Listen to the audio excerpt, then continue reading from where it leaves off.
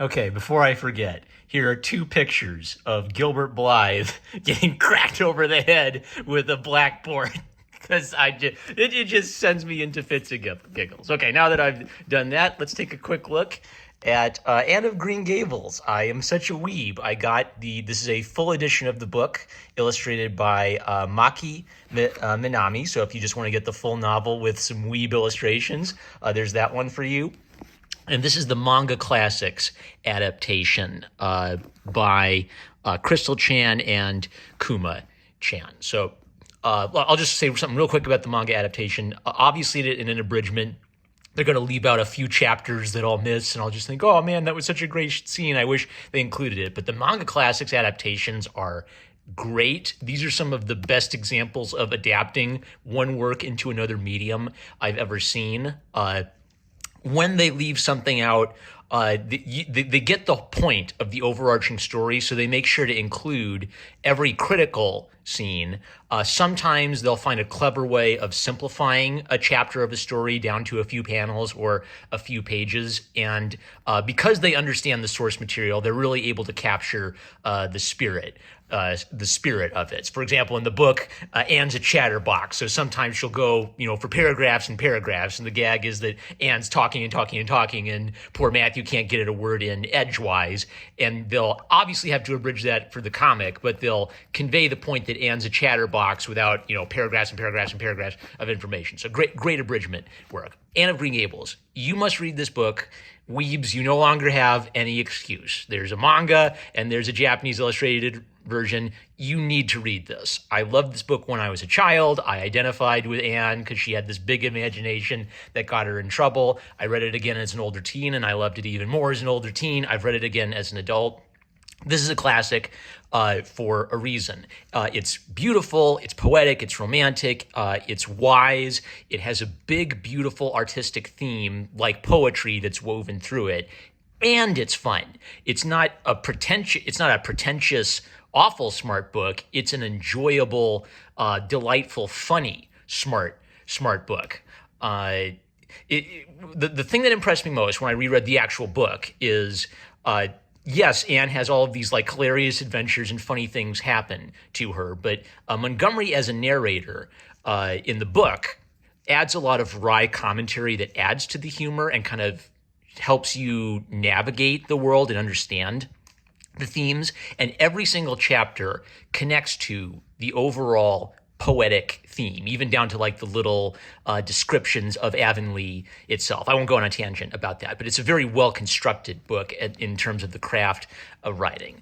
The poetic theme is Anne is a romantic. She has this big, active imagination that's delightful, but gets her in trouble because she just has all of these goofy, mixed up ideas about how the world should work based on the poetry in the books she's read.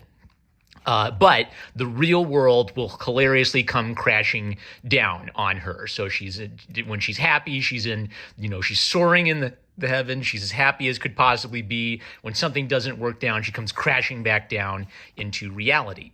She is also a very flawed female protagonist. And one of the patterns I noticed is half of the stories are about Anne making a completely innocent mistake. She just has a little mix-up. It's not really her fault. She didn't know better, like mixing up currant wine with raspberry cordial by mistake. It really isn't her fault, but the results are disastrous. And some of the chapters focus on Anne doing something wrong and then usually getting humiliated or hurt or she gets in trouble for it, right? But then she learns from the mistake and tries not to repeat it. So Anne makes mistakes and Anne sins. And this is a very Christian story. Like in the early chapters, there's this whole thing where Marilla, her adopted mother, is very stern, very practical, very concerned with good doctrine. And Anne has never been taught to pray growing up. Marilla will send her to memorize the Lord's Prayer, and Anne will get distracted looking at a picture of Jesus, right? So Anne is interpersonal and experiential, right? She wants to imagine herself in these wonderful places. She wants to imagine herself at the feet of Jesus, which doesn't really make much sense to Marilla. So one of the poetries is the adopted mother and the daughter adopted daughter learn from each other. Marilla is obviously having to teach Anne how to be more practical and live in the real world and not let her imagination run away with her. But Anne is teaching Marilla a lot about love. So there's a sense where if Anne's arc is about learning to be practical, Marilla's arc is about learning it's okay to love someone, and it's okay to tell someone you love someone. Marilla really does love Anne immediately. From the very early chapters, she falls in love with Anne, but it's kind of hard for a stern person like Marilla to say that. So they help one another.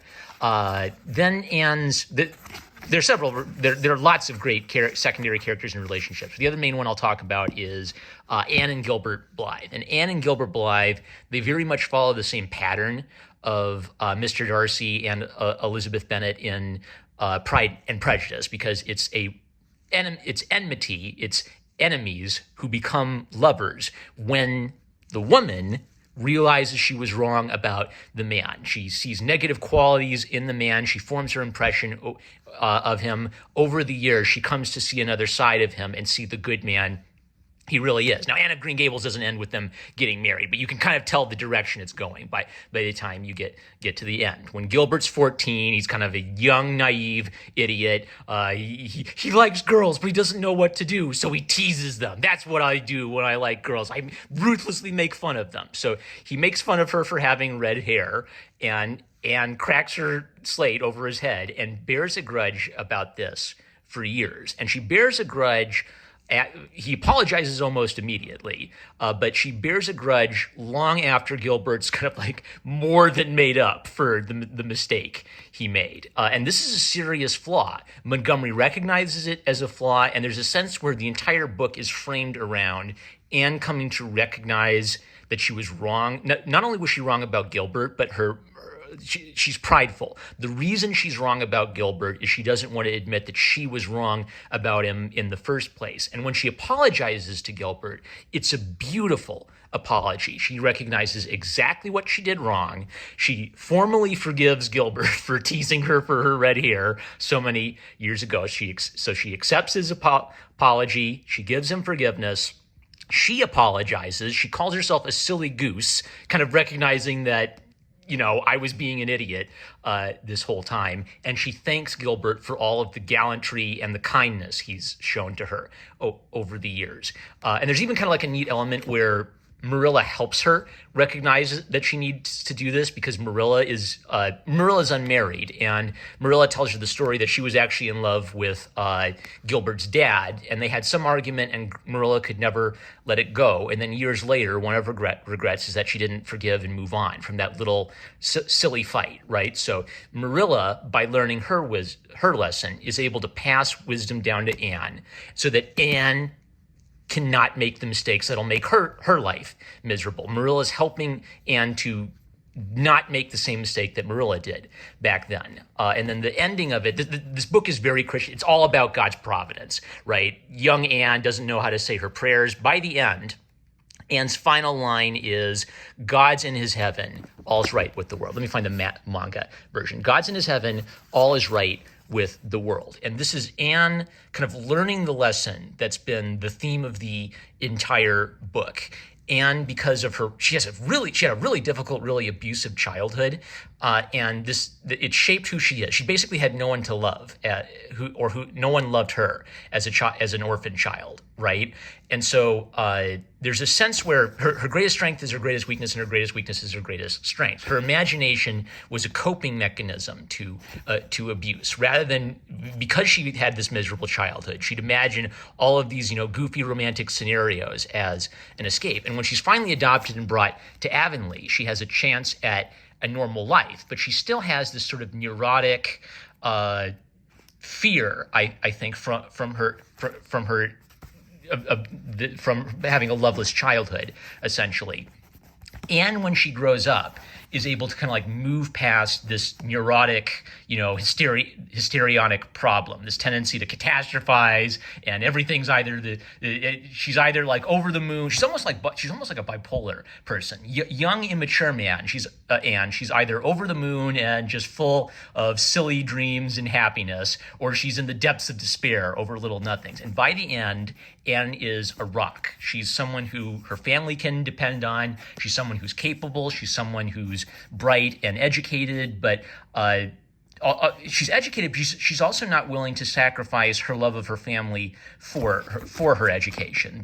The self-sacrificial decision she makes is that when Marilla's basically in trouble, Marilla has no one to care for her, Anne decides that rather than immediately go to college, she's going to stay and work for a few years as a school teacher and take care of Marilla. So she's sacrificing maybe her immediate career and her immediate future in order to give back to someone who has given so much to her. She's repaying Marilla's kindness over the years. But she is an intellectual. She cares about improving her mind. She was always a little reader. She was always a little gunner. So a very balanced, very well developed character. So did I get a chance to say? I think I got a chance to say everything I wanted to say about this book. Yeah, you have to read it. You have to read it. They're excellent.